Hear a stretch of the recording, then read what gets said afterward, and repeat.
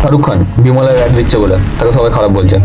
আজ বিরাট কোহলি আনহেলদি খাবারের অ্যাড দিচ্ছে বা ব্রেডিং অ্যাপস প্রমোশন করছে বলে তাকে খারাপ বলছে। যে এত বড় ক্রিকেটার হয়ে এত বড় সেলিব্রিটি হয়ে কি করে এটা করতে পারে?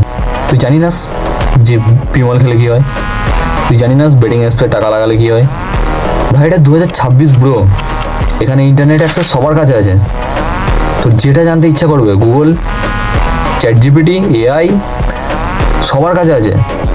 সো এটা বলা বন্ধ কর যে ওরা অ্যাড দিচ্ছে তাই ক্ষতিটা হচ্ছে। ভাই ওরা না দিলে অন্য কেউ দেবে। তোর কাছে থিঙ্কিং আছে, তোর কাছে থট আছে।